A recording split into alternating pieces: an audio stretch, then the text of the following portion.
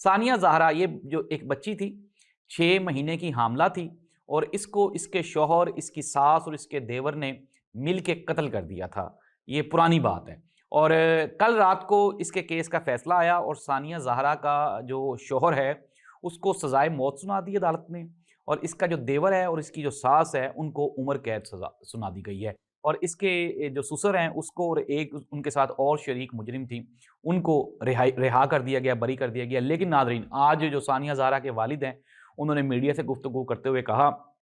کہ یہ آج کے بعد میں یہ کہہ سکتا ہوں کہ پاکستان کا نظام، پاکستان کا قانون، پاکستان کا آئین وہ جیت گیا، اور آج کے بعد کوئی بھی بیٹی اپنے سسرال میں وہ قتل نہیں ہوگی۔ اللہ کرے ایسے ہی ہو۔ لیکن ناظرین، یہ چونکہ وائبرنٹ سٹوری تھی، وائرل سٹوری تھی،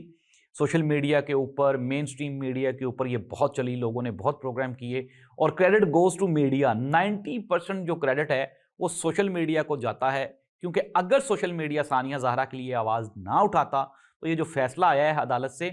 ججز بھی ان چیزوں کو دیکھ رہے ہوتے ہیں کہ آیا کہ سوشل میڈیا پہ ٹرینڈ کیا اب پولیس والے، ہمارا جو پنجاب پولیس کا سٹرکچر ہے، جگہ جگہ پہ، ایک ایک مقام پہ، ایک ایک پوائنٹ پہ یہاں پر رشوت چلتی ہے، سفارش چلتی ہے، لیکن پولیس والے بھی قابل تحسین ہیں، اور وہ ججز جنہوں نے یہ فیصلہ دیا ہے وہ بھی قابل تحسین ہے، وہ سوشل میڈیا کے لوگ جنہوں نے آواز اٹھائی وہ بھی قابل تحسین ہے،